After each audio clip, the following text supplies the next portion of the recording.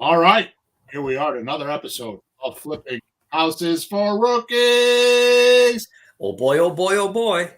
Episode number 304. That was a little bit of a confusion. I was promoting all week that it was 303. It's like, damn, I forgot to put last week's title in my book, and I almost messed it up. Oh, you missed last week's title. Oh, Yeah. I have a book. I keep track of all the titles. So this week's title is called this.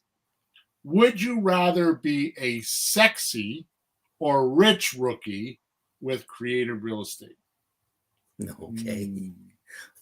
What does he mean, folks? What does he mean? After coaching so many students, this is the description now.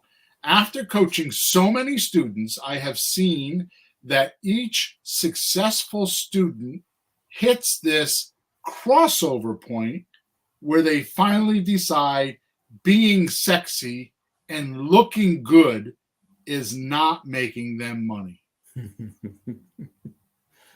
At this exact point, all of a sudden, they become useful to their sellers, buyers, lenders, and family.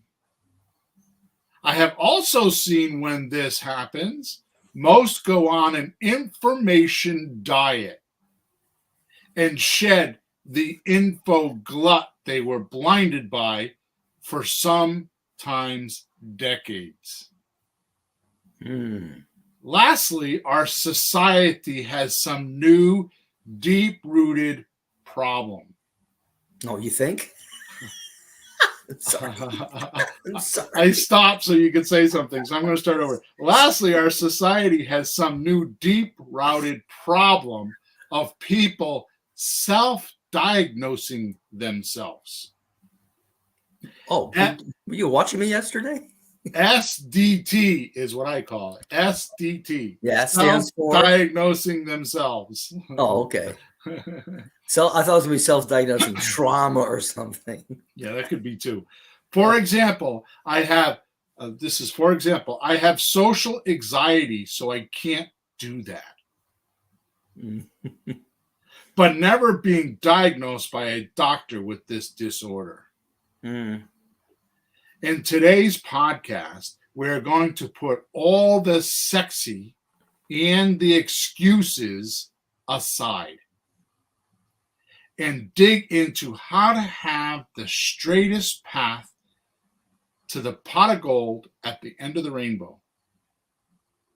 And this comes from my best mistakes I have ever made when coming through the rookie ranks myself.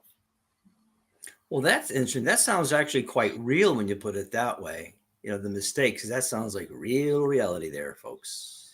I think it will surprise you, so be sure to listen in. Hey, Bill, speaking of mistakes, I went to that real estate meeting in town last week.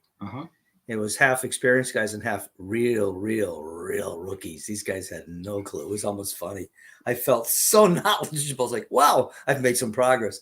But the pros were talking about like, hey, someday we should have like a mistakes contest. See who's done the worst mistakes. And everybody's getting real embarrassed. Like, oh, I can beat you. I've done some Lulus. And these are lawyers, real estate people, people with property. Oh, yeah. And so nobody wanted to do it then because it's too embarrassing. But, oh, my God, that was a 5-minute conversation. The mistakes they made. So this is not part of the podcast, but listening to you talk reminds me of, you know how sometimes you have something that hangs around in your head? You know, like you did something, and you're like beating yourself up like I should have, and blah, blah, blah, blah, blah. And it hangs around sometimes days, weeks, for some years. People in my life. Some people in my life I will name will be nameless right now because she doesn't want me to talk about her on the podcast. She said that, huh? I'm going to tell her. She has her friends at work listening to the podcast to see if we're talking about her. Wow. That would be my wife. Anyways, yeah, well, I'm the friend in the middle, so I'm like the monkey in the middle. I don't know where to tread. 2 years later, we'll be in some argument. She'll be like, "You remember her?" Oh, she'll go right back to it. So, well, I've told people for years, like when the girlfriend or the boyfriend, but usually the girlfriend, because we're boys, is complaining about something, it ain't that. It's something probably the other boyfriend from 12 years ago. Sorry, back to the podcast. Anyway, so the point is when something's hanging around like that in your head, All you need to do is turn it into a lesson. Well, yeah. Turn it into a lesson, and it will blow. It will go away. Well, Bill, if not, it remains an excuse. Yeah, exactly. Anyways, let's do our housework. In the description of this podcast, I put a book in there. Oh. And this book explains in depth about what we're going to talk about today. Okay? And it's not my book. Okay? And I get nothing for it other than you being fully knowledgeable about what we're going to talk about today. So go in the chat, or go into I keep saying chat, go into the description of today's podcast and click on it and check it out. It's a really cool book. It's a short book. It's something you could read in an afternoon if you so desire. Okay? But it's very powerful. I read it several times a year. I just sent it to my son because he's having trouble finding a girlfriend. So I just sent it to him. It works for more than just real estate. Okay? Okay. So anyways, also, if you have not, please subscribe to our channel and give us a review. The best thing in the world you could do is go to Flipping Houses for Rookies. There is a bunch of free stuff. If you go to Flipping Houses for Rookies free stuff page, it says forrookies.com /free stuff, or just go to the website. There's 26 things that you can get on there for free to get you started. And it's a very exhilarating page to be on. Bill, you know what's good about our free stuff? What? It actually works by itself. I mean, you can always get more data, absolutely. But the free stuff you've got on the site, you can actually just use. It's not like, oh, okay, I can't do that unless I click here and get more crap that I have to pay for. You can use it by itself. Yeah, to me, it's truth or dare. My free stuff page is truth or dare. So I dare my people to go do this stuff. I dare. The reason why people ask me, in fact, I did a meetup last night, and I had an outrageous meetup last night. It was unbelievable because I did something completely different. I just went over deal structuring, and I reversed it. I gave the examples of the deals, and I had the attendees tell me how they would handle the structures. It was really good examples, and by the end of it, they were like hitting spot on. After an hour, they were like, I could do this deal, I could do that deal, I could do this deal. It was a great training session. In any event, what happens is they ask me, how come I give away so much information? And it's because most people, they don't do anything with it. They let life get in their way and they don't do anything with it. Yeah. And it's the application of the it's kind of like this, learning what 2 + 2 is. Well, it's 4. Well, unless you associate that to $2 + $2, or 2 houses + 2 houses, or 2 girlfriends + 2 girlfriends, there's no application to the math. It's just 2 + 2 = 4. It's just as good as that. Yeah, right. So it is pretty incredible. All right, so Pete, I want to start today off by bringing out some of the biggest mistakes I've made. Yeah, let's hear those, folks. That cost me hundreds of thousands of dollars in lost income, equity, and freedom. Yeah. First, it took me 18 months to find my first deal. And I got to tell you that 18 months might as well have been 18 years. Oh, that's brutal. Okay, so I want you to understand something. When I did this, I had just closed a business and I was hundreds of thousands of dollars in debt. Okay? Yeah. And actually, they not exactly, but close to. They were close in time. I was in debt, is what I'm saying. And I was struggling. And I had the most neediness that I could ever think of in my entire life. Yeah. And by now, so in this 18 months, throughout the 18 months, I had spent damn near close to $17,000 of borrowed money. Right? So I was paying for it every month. Spent on the real estate. On real estate. Yeah. I had a toolbox that was worth $40,000. I had spent over 40 grand to fill it. I was an auto mechanic, and I had spent over 40 grand in probably 10 years to build this toolbox. Sure. And I sold it for $7 grand cash. Painful. I took that $7,000 and I went into my office and I called Ron LeGrand's office and spent $5,000 for a seminar and the other $2 grand to get there and live and to do what I got to do. Yeah. Right now, that's playing poker. Okay. So by now I had spent, so it's 18 months later, I had spent 17 grand doing all the sexy stuff. In other words, always putting how I could look good with sellers before worrying about the money. My ego was in the way. Like, God forbid they should, well, not the way you think of, not like it is now. My ego is different now, but like back then it was like, God forbid they should think me as an amateur, or God forbid I should say something wrong and they would ridicule me, or they won't do business with me if I just say the wrong thing. I actually had this concept that I could put magic words together and it would hypnotize somebody all the way through the closing and give me a house. And that's how most rookies think. They think that if they just get the right script, if they just say the right thing, if they just do what Bill does. Yeah, convince the person that, oh, you must know what you're doing. You must be a professional. So I will do whatever you say. I'll listen to you. I'll believe you. So I'll sell to you because I like you and you're so smart. Now, no disrespect to anybody that this is happening to, because it happens to all of us at stage one. But I will say, being the conservative guy I am, and very passionate guy, and very, warm-hearted guy, and not worrying about hurting somebody's feelings. Choke. The realtors are the ones that design this, because any realtor you see, they're all worried about driving their Mercedes and having a suit on and, presenting themselves. They tell you what clothes to wear. I mean, you watch me dress. I am definitely not a fashionista. I am far from a fashionista. I mean, the only good thing about me is I comb my hair. I shower every morning and I comb my hair when it's wet, and it always looks like I got grease in it, but I don't. It's just because I comb it when it's wet and it looks that way all day. Other than that, there is nothing. I mean, I shave and I keep myself clean, but I am not a fashionista. Right? Yep. And my weight goes up and down, and there's nothing good about my physical appearance. So I gave up on that a long time ago. I don't need a fancy car. I drive a 2015 Nissan Versa Note. When I bought it, it had 40,000 miles on it. Now I paid cash for it, right? And I still drive it. I have 3 cars, right? I have a truck. And my wife's car, right? I'm not a fancy guy, okay?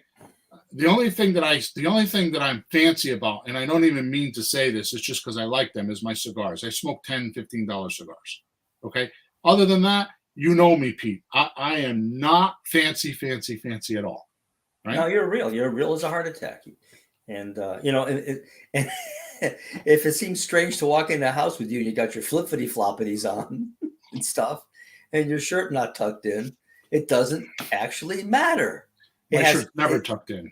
No, it doesn't matter at all. You talk to people, and I don't even know what they're thinking or not thinking, but all they're thinking about is the house, what you're saying, and you go like, yeah, you're right, I'll sell to you, or no, I don't want to. And that's the end of it.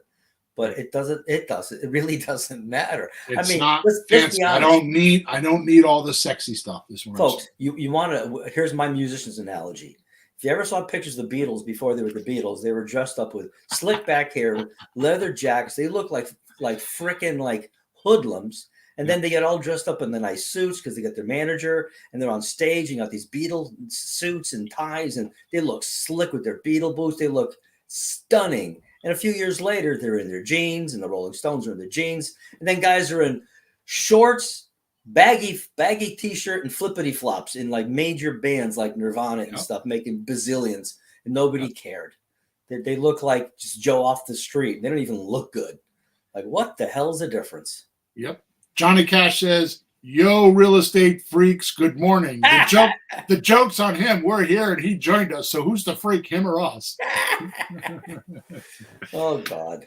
All right. Where were we? All right. So by now I spent 17 grand and doing all the sexy stuff. In other words, always putting how I could look with sellers before worrying about the money, or helping the sellers. By the way, the money comes last. It always comes last. It always comes last. I have a couple coaching students because I've been doing 5 times a week. I do coaching calls now, 5 times a week. It's killing me. And I get on the phone for an hour and a half and I make live seller calls. And they watch me. I make their calls. I make my calls. We do live seller calls. It's part of the coaching now, right? And it's killing me because it's a lot of work. But they're always everyone says the same thing, starting with you, because you're the second rookie. Remember, we were informed about that, right? I know. I thought you were the first rookie until Jessie came along, my oldest daughter, and said, no, right on the podcast, I'm the original rookie. I'm like, whoa, and that's fine. Jessie's a wonderful big girl, so she should be first because she is, and she's your daughter. I would gladly stand in back of that. Thank you. So everybody says the same thing. I can't believe how easy it is, how you just talk to them, how it's just how they respond. It's how natural it is, So, yeah.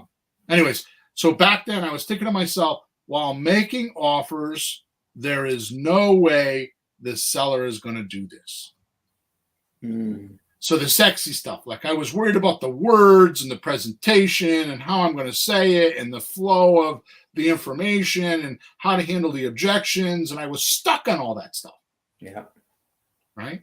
Not really worrying about what I was saying. I was just saying it because I was desperate for the money. Sure. Right. So I would say this stuff and I would not worry about. So I would think to myself, there's no way, especially subject to, who would do this? Why would he do this? Why would he do this? That's so weird. Right? You tell us that stuff, but you actually, your head was there too once, huh? I went through that too. That's how I know it. That's how I can talk about it. All the stuff that I talk about, if you realize, if you're around me enough, you realize this shit is for real because I just pull it out of my head. Yeah, but I wasn't with you then when you were really kind of trying to find yourself. Yeah. Oh. Wow. So my first deal after 18 months, my first deal was with two kids that were 18 years old and 21 years old. Okay.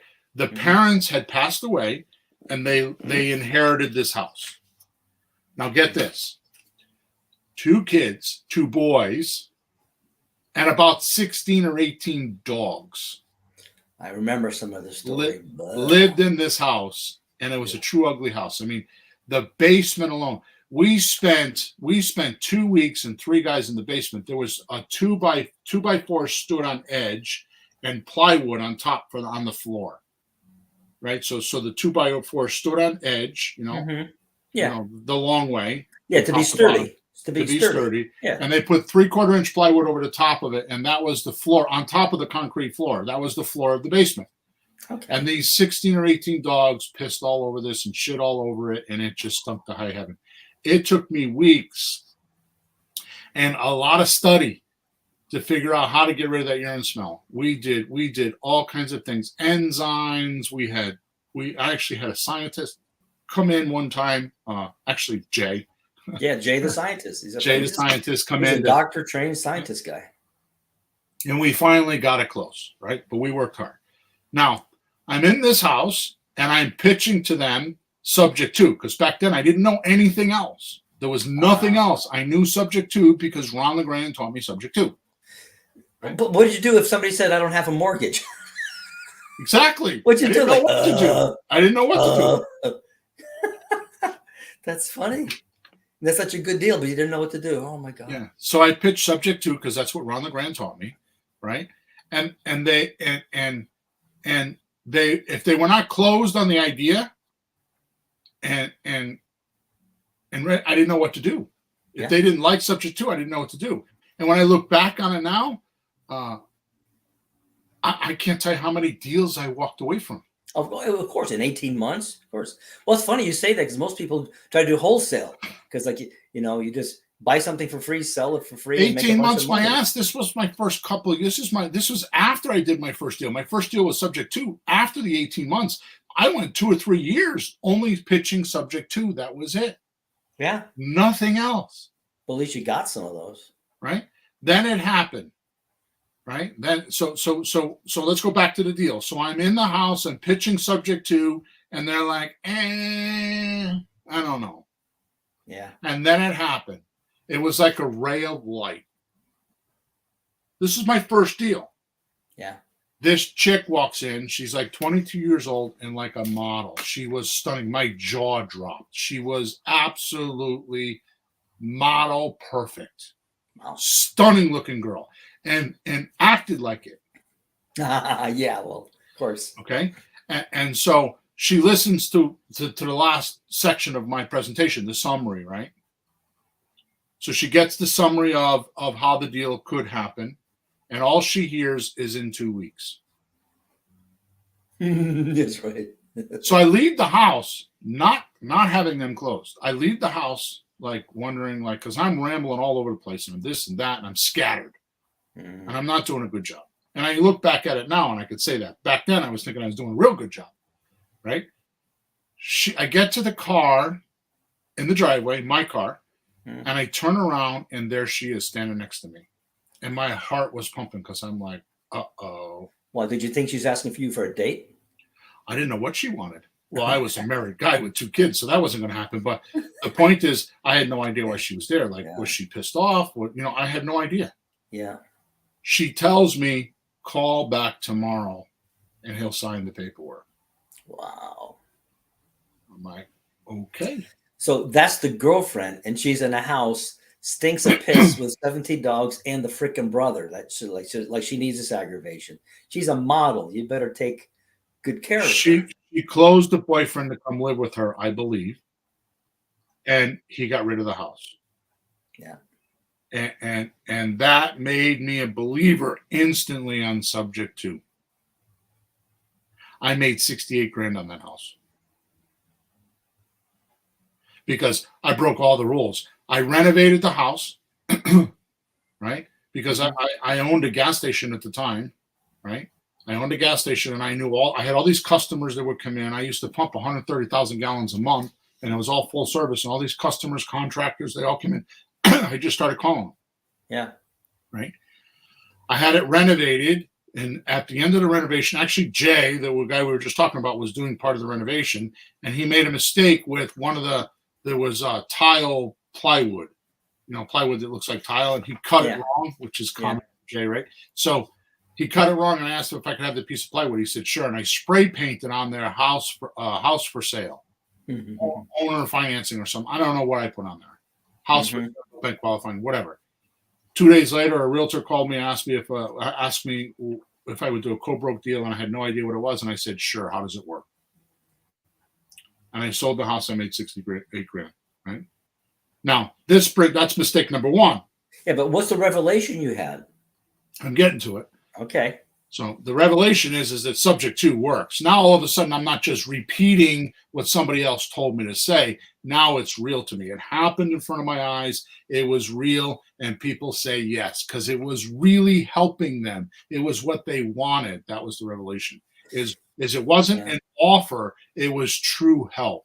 It wasn't money. It was true help. It wasn't the deal. It was true help. Did you learn something from the girl, like her motivation or her reason? I didn't need to, because I just noticed that motivation made the deal. Because the boy was motivated by her, whatever she was promising him, and we won't go there in this family podcast. Well, no, it's probably like you do this, or I'm going to find a new boyfriend because your house stinks. I don't know. I don't care. Yeah. I would imagine that however she convinced him may or may not have involved clothes. Okay.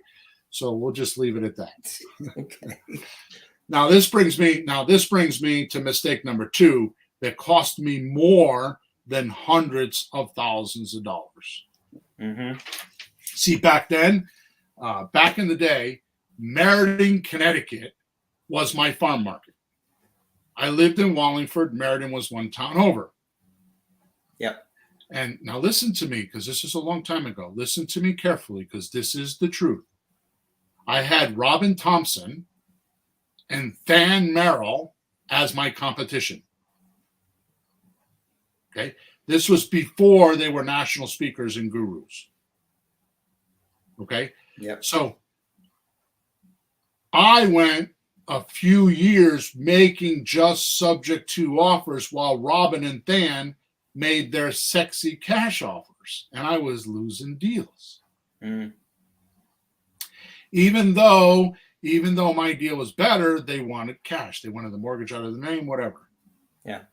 Now, this mistake was not knowing now my slot deal, option deals, owner finance deals, wrap mortgages, rent to own, all those things that I figured out later on.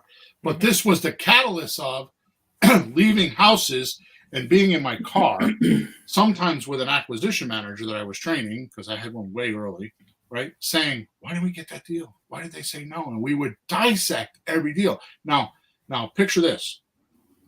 Back then, there weren't cell phones like there are now. So we used to bring tape recorders in our pocket after a while. This is when I started taping myself. And then cell phones came out. We used to have a device that we would click in the bottom of the phone that would record the calls. Oh. It wasn't like it is now. And that's when I started figuring out, when I started listening to myself talk, when I started figuring out what I needed to do. Okay? So my first mistake was just not believing what I was saying, just using the scripts just to get money. Like if I say this, somebody will believe me and they'll sell me the house. Yeah.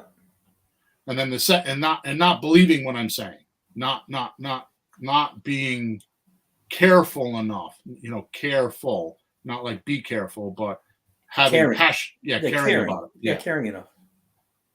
Right. And not believing myself that they would do it.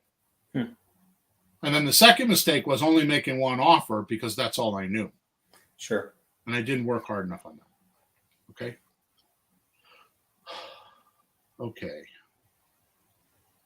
So, because Cash was king, Than Merrill and Robin Thompson were winning because I was getting my ass kicked, going months to find a deal. And then when I found and made a deal, all the profits would have to pay for the debt that I whacked up when I didn't have deals. Mm-hmm. So I go 3 months without a deal, and then I would make a deal, and then all that money would have to pay back that debt. Yeah, you were catching up. You weren't getting ahead yet. Right. And then if you start laying awake at night wondering if the electric and water will be on when you wake up in the morning, you stop worrying about how you look and you start worrying about making good offers and doing deals. That's the problem with most of my listeners and most of my rookies is they don't burn the ships when they hit the island. And you know that old story, right? The captain that has the army and he goes up to the island and he's got to conquer the island and the enemy's on the island. Yeah. And he tells his troop to burn the ships. And they're like, how come? And he's like, because either we're going to win or die. You know, and if you don't have that attitude about anything you do in life, yeah, then it doesn't work. Yeah. All right. So that's my story. So here are some of the recaps of lessons I learned and still guide me today. This is not all of them. This is just what came to my mind when I was writing this. Okay. Sure. And it's not going to be what you think. Because a lot of it is inner core. Oh. Okay. So are we okay with that? We're good with my story. There's no holes in it. No, it's really real. You know, you talk about, how stupid us rookies are half the time. But now we understand it's because you were too. Yeah. That's the other reason why I know about it is because I did it myself, right? Sure. So number one, me as a spiritual being, way down deep inside, have one innate ability, and we're all the same. If you're human, you have this innate ability. Mm-hmm. To give life or not to give life, two things. We are the generator of life. That's what I believe. Now, I understand that some people believe that God is a generator of life, which I believe in that too. But I also believe that you're here and now and making things happen. Mm-hmm. Sure. So you have the ability to give life or not give life. This is also called attention. And I have found knowing what and what not to give life to works. Like if I feel fear, I don't need to give that life or attention. I can put it aside and not fuel the fear. And if I don't fuel it, it won't grow. Yeah, that's very, very interesting because I've had conversations like that with maybe you, but with other people. And I've heard other people talk like, Like everybody knows this one. You get an idea, I want to be successful at something. I want to win the lottery. I hope she says yes to go out with me. You name it. And what happens at the same time? The opposite thought shows up, right? Yeah. Well, she's not going to, huh? And it counters it. Yeah, the opposite. It counter. It's the opposite. And the smartest thing I heard is like what you're saying. Like you can't fight it, because if you push on it, you're saying it's there. If you fight it, you're saying it's there. You have to just not give it any life, give it any credibility. Just drop it. So the more you think about fear, the more you're going to get. Like if you have debt or bills, it's like I gotta do this house because I gotta pay my bills. Yeah. You're feeding the bills fuel. You'll get more bills because that's what you're putting your attention on. You're feeding life to the problem, not the solution. Yeah. Right. And you're giving it. You're giving your thoughts more energy. Yep. You control your thoughts. Nobody else does. Right. I'm going to be really weird for a second. I have a little short guy. Right. It looks like what is his name? Yosemite. What is his name? The little guy with the hat on. Yosemite Sam. Yeah. He looks just like that with cowboy boots on and a machine gun. And in my head, when I have a thought that I don't like, Yosemite comes in and he blows up those pictures. They're like glass pictures, like shooting at glass, and they shatter. Oh my God. And that's what I do. When I have those pictures, I just shatter them. And I don't feed them life. I'm like, not only do I not feed them life, but I blow them up. Now, it's kind of weird. I understand that, but that's what I do. Yeah. However you do it, I think I just turn my attention on what I want to do, and I let it drift away. So however you have to do it, don't fight it. Don't give it more energy. Don't put fuel on it. I talked to a guy last week. Somebody I was trying to help. Somebody referred me. Why don't you talk to Pete? Because I help people sometimes. And the guy said, I don't know what's wrong with me. I'm making a mountain over everything. If the car needs repair, it's the end of the world for me. If somebody's late for something, it's the end of the world for me. And he was so far down the rabbit hole, I couldn't reach him. He was lost. It was amazing how much he was fabricating horror in his life that didn't exist. The car's broken. Just go fix it. Right. Big deal. But to him, it was the end of the world. And it was like, I felt bad for him because it was just so unnecessary. And he knew it was crazy too. Yeah. He's having a hard time stopping it. The amazing thing is it's just a decision. Yeah. Right. And all the decision is do I or don't I want to give it life? If you make that one adjustment in your head. So what I do, I'm going to get in this in a few minutes. What I do is when I talk to sellers, the first couple of minutes, I'm deciding whether I want to give this seller my life, my attention, my resources. Do they deserve it? Because I know that I have something that most people don't have to offer. And if you're listening to me right now and know anything about creative real estate, so do you, because most people don't know this. Most people wouldn't listen to a podcast about creative financing or creative real estate, right? They sell 1 or 2 houses a year in a lifetime, and that's it. You do hopefully 1 a month. So you need to study this stuff. You need to know it. So you bring a lot to the table. So I decide, should I put life into this seller or should I whack them? Yep. Right? Try it. You'll be amazed. Number 2, knowing clearly if I need a deal or just want a deal. By not being needy, you will be more charismatic. Relationships will improve, and you will attract people and opportunity into your life. Yep. Allow other people to do what other people do and trust them. Know your boundaries, right? Know what you don't know, right? Neediness instantly kills these.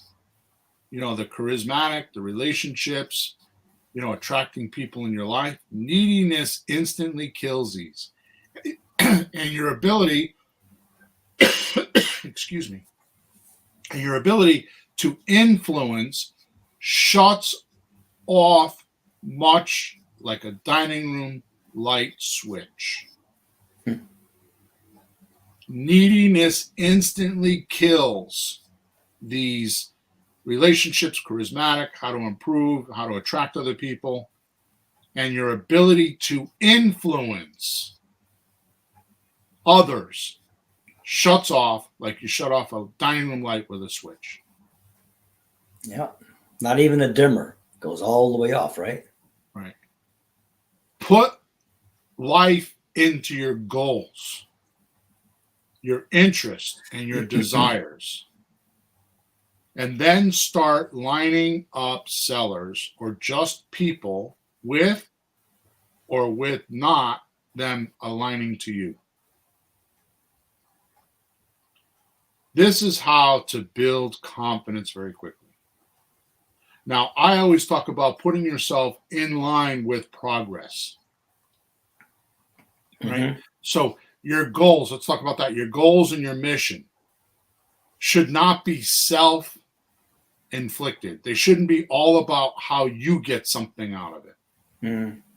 It should be more like if everybody comes into this deal, if there's 4 people, you and I were talking about this yesterday because I'm talking about putting some software together.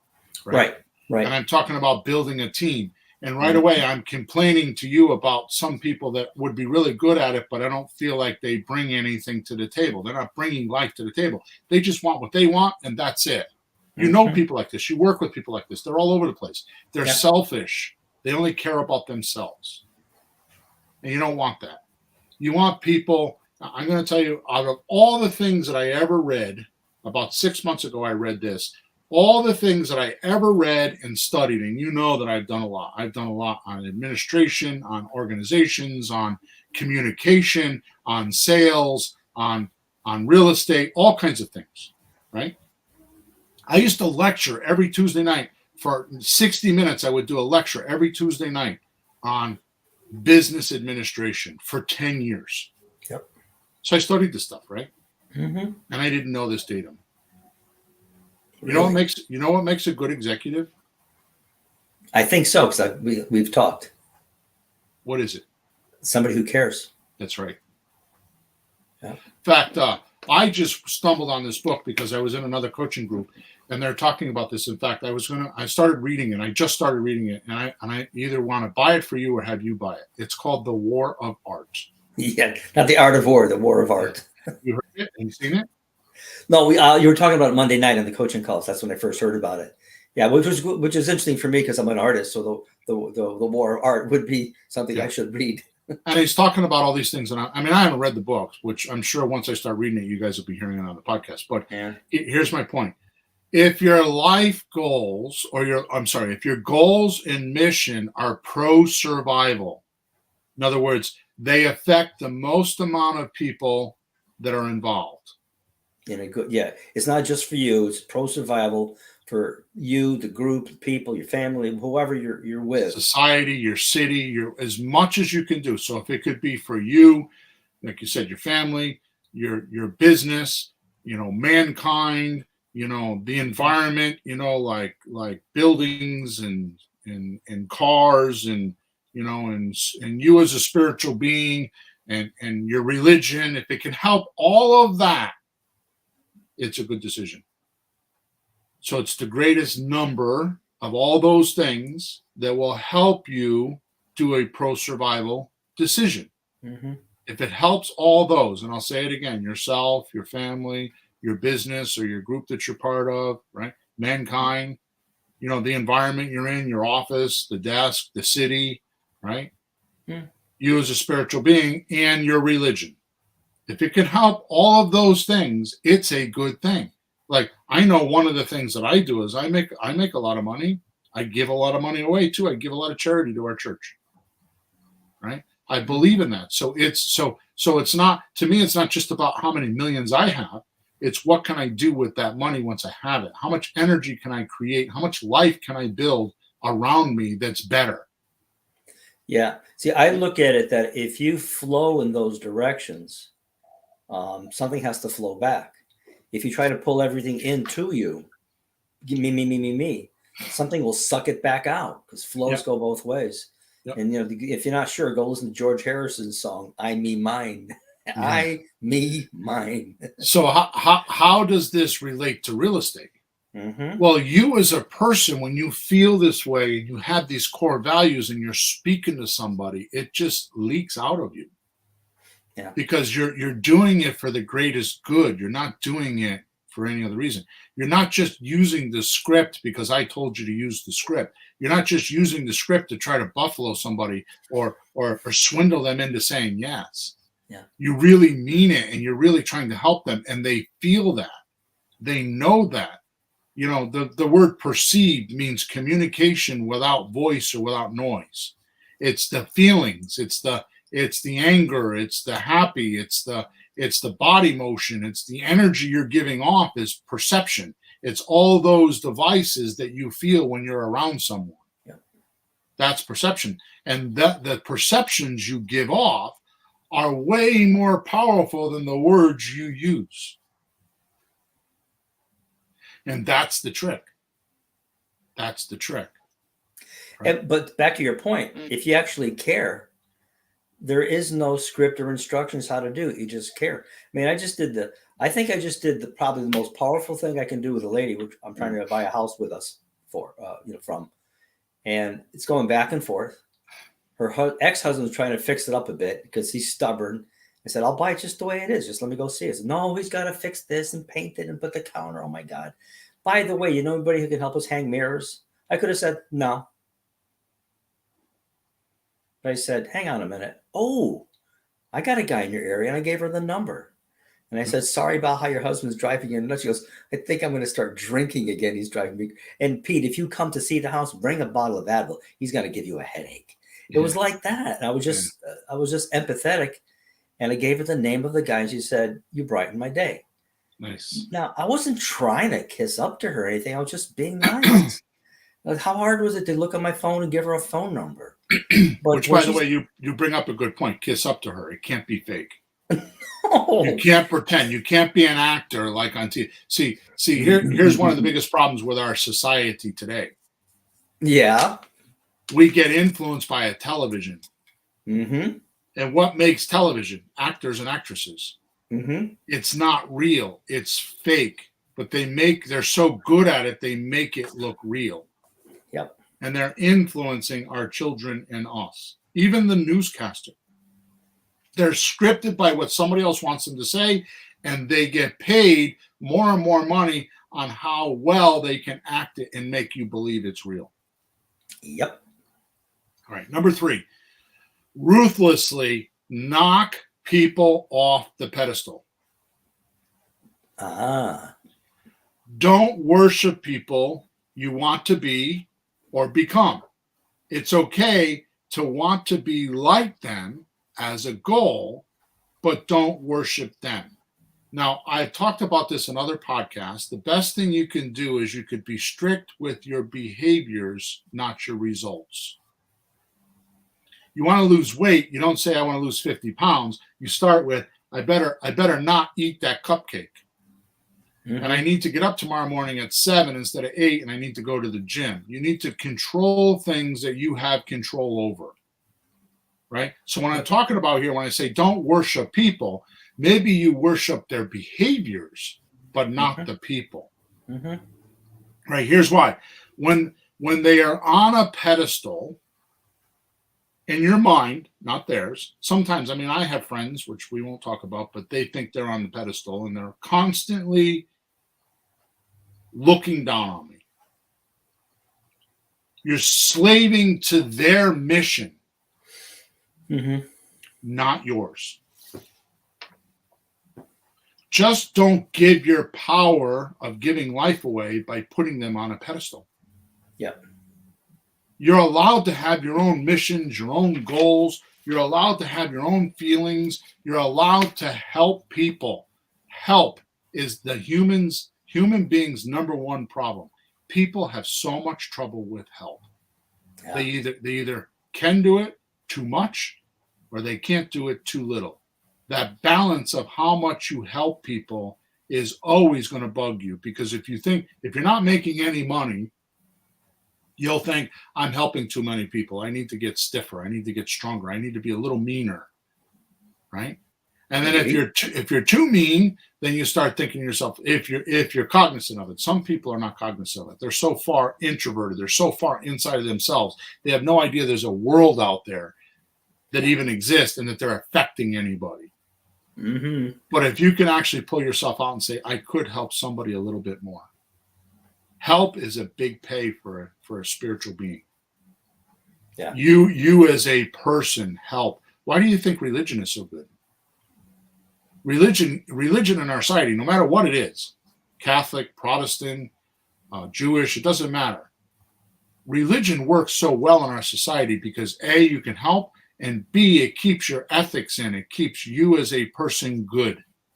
It keeps reminding you that you need to be good and don't go astray. That's really, really, really important. Right? So what if they had $1 million house? They most often, right, did not make the money to buy that house with creative real estate. True. They might be the owner of a bank, CEO of a bank, or have some other business. So in other words, they made the money some other way, right? Sure. So they don't know the subject of creative financing like you do. I see where you're going. Just because they have $1 million house doesn't mean that you should be cowering down to them, thinking that you don't have two pennies to a pot to piss in and two nickels to rub together. Two pennies to rub together. Right? So just because they have $1 million house, don't cow down to them. Know that you're bringing something to the table. Now, here's the interesting thing. When I talk to these people, they get it quicker. They're more savvy because they have their job is to move money around, and their job is to understand money because they have a lot of it. Yeah, but you know what else? Their job was also to keep it.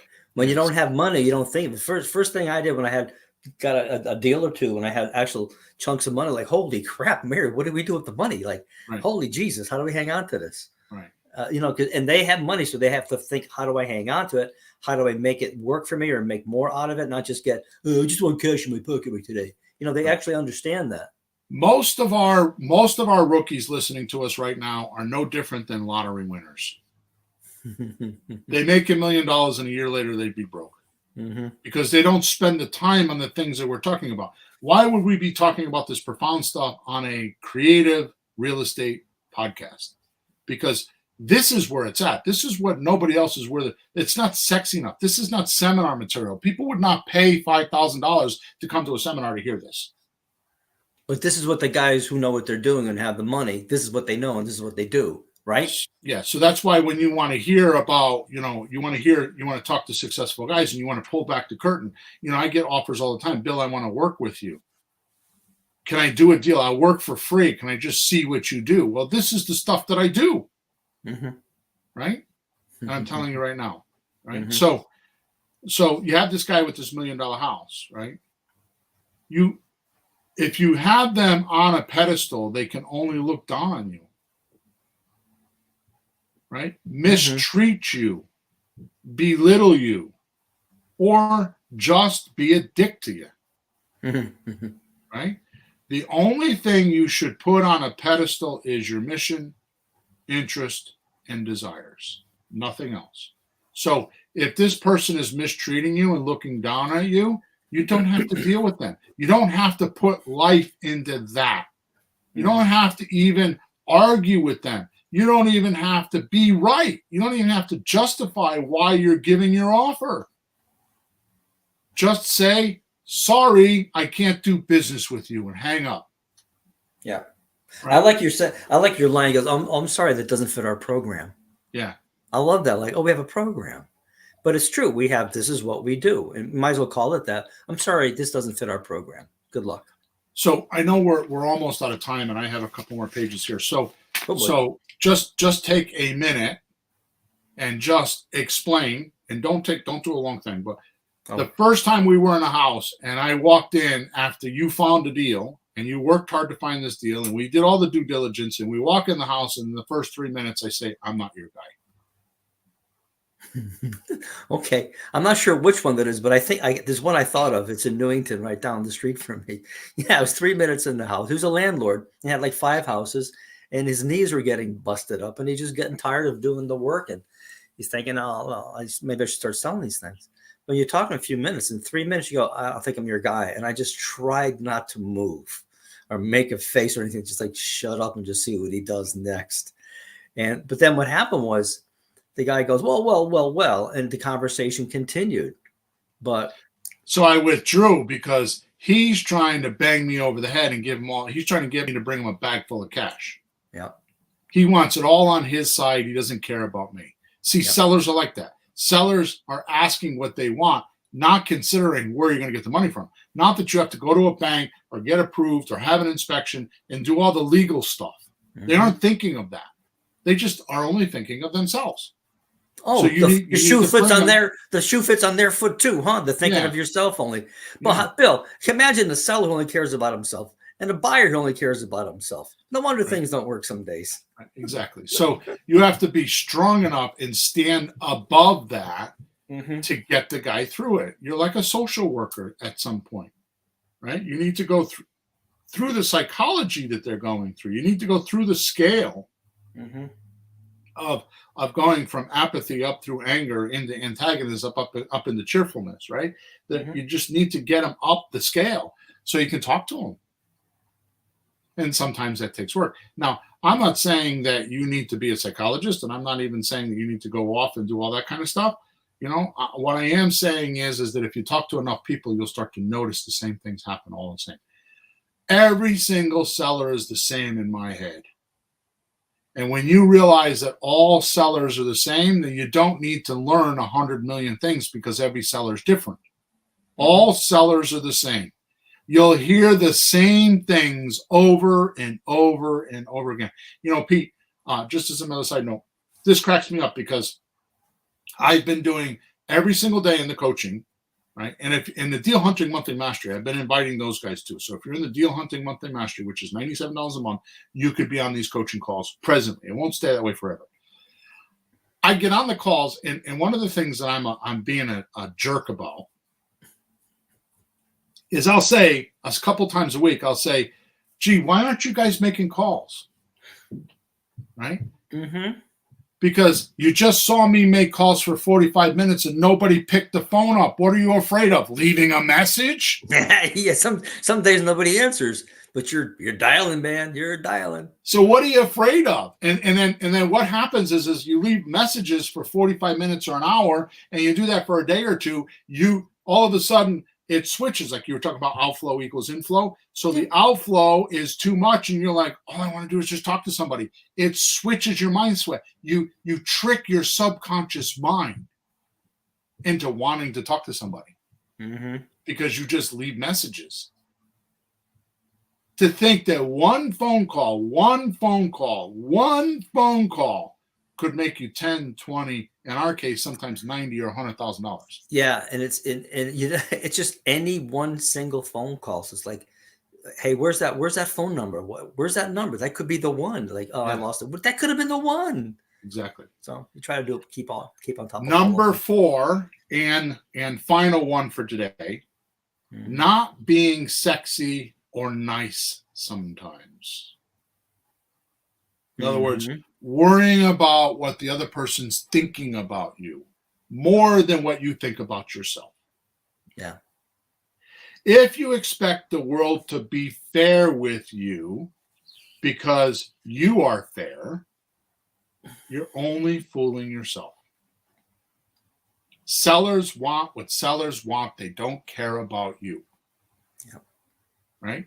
So if you expect the world to be fair with you because you're fair, you only are fooling yourself. That's like expecting a lion to not eat you because you didn't eat him first. Now, I'm not talking about being shrewd or unfair or even impolite. What I'm talking about is, and what I get complimented for by my coaching clients all the time when they hear me on the phone talking to sellers, is these things. Okay, there's a few of them. I lay down my boundaries for what is and is not acceptable by me. Mm-hmm. Yeah. I'm stern. I'm not mean. I'm just stern. I lay down my boundaries. Like, I want all cash and I want to close next week and I want all the money. I don't want to pay closing costs. I don't want to pay fees. I just want my $300,000. That is not acceptable to me. That is a boundary I'm not going to accept. Mm-hmm. And I tell them, I'm not your guy. See you later. Oh, whoa, wait. Because I know the only thing that they want from me is an offer. They want to see if my thinking matches their thinking. Mm-hmm. Okay? So I lay down boundaries. I'm polite about it, but I'm stern about the boundaries. I don't let people push me around. Mm-hmm. Okay? Number 2, and I don't have the number, but another one. I eject those who are against what I'm feeding life to. Sure. My interests, desires, and my mission. I have found these folks always turn out to be toxic in my life. Now, there's a lot of people in this world, Pete. You don't have to deal with family members and people people at the church. There's a lot of churches. There's a lot of people. Now, I understand that you can't change family. You're stuck with them. Mm-hmm. But you don't have to talk about your deep-seated beliefs, and you don't need to get their agreement. Yep. You think when I was broke back then, owing hundreds of thousands of dollars, my family wanted to hear about how I was going to go off and buy real estate? How the hell are you going to do that? You don't have any money. You need to fix your problem. Yeah. I fixed my problem. I made $68,000. And I got the screaming memes off my back so I could go work. Which, by the way, that's a valuable lesson in itself. And I shouldn't be saying this right now. But one of the things I did back then, is I took the troublemakers, all the bill collectors and all the problems. I went to an attorney and I gave him $3,000 to negotiate all my debt and deal with all my problems. Wow. As a retainer. And anybody that called me, I said, I have an attorney, call him. And let him deal with the not pro-survival people, the negative noise. Because that wouldn't be helpful. And I concentrated on how to make money. I let him deal. I put it in the back room. I dealt with it because I gave it to my attorney and let him deal with it. And all I did was just deal with how do I make more money? The pro-survival things, not the negative things. Yep, that's smart. All right, so another one that I did. I have and hold to my standards. Now, you guys hear about my standards all the time because I'm always teaching you what my standards are. I'm doing it today. What are my standards? I have and hold to my standards and give my time, attention, love, help, resources, and assistance to those that have the same or close to me standards. Just like we are looking for a prospect, we're not making a prospect, we're looking for a prospect. Right. I'm not trying to convince my wife to be in my business. My wife has no idea what I do. She doesn't, and you know that. She knows I buy and sell real estate, and she finds these properties and sends them to me, and I don't even call them because they're so far out of the realm. It's like unbelievable. She stopped doing it because I tell her I don't call them. I was thinking the case can't be still doing it. Okay. Right. But here's the point. I have and hold to my standards. My standards are creative real estate, helping people. My number one foot is helping people. I help my sellers that can't sell a house normally. I help my buyers that can't buy a house normally. I help my lenders who want quick cash and high interest. And I help myself by doing the deals and my family. It's all help, help, help. Those are my standards. I worry about that first. I worry about the money and the properties later. Right? The properties are the last thing that I qualify. I qualify the seller. Are they close and hold the same standards I do? Are they willing to do a owner finance with me for 10 years? I'm marrying this person for 10 years. I can't have conflict with them and have them be opposite of me, like I'm Republican and they're liberal, or I'm liberal and they're Republican. You can't have that. You have to have things alike. There has to be some reality there, some affinity there. Otherwise, you can't communicate. Yeah. Right? Make sense? Oh, absolutely. So I have and hold my standards and give my time, attention, love, help, resources, and assistance to those that have the same or close to it. Right? I do this with my coaching clients. If the coaching clients are trying to do something, if they're trying to do a deal, then I do everything I can do to help them. But if they're not trying, and I just kick them out. Yeah. You know, and there's coaching clients that have left me because they think that it's too much money. No, it wasn't too much money. They weren't trying hard enough, or they weren't listening, or they weren't doing the things I was telling them to do. Sure. So they're leaving because they transgressed against my standards. That's why they leave coaching, is they transgressed against my standards. They don't want to do it my way or think my way doesn't work for them.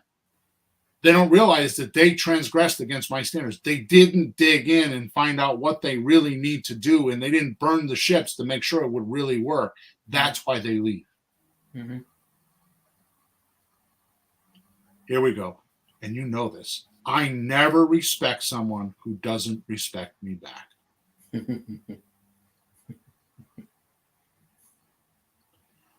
I'm selfish with who I decide to help.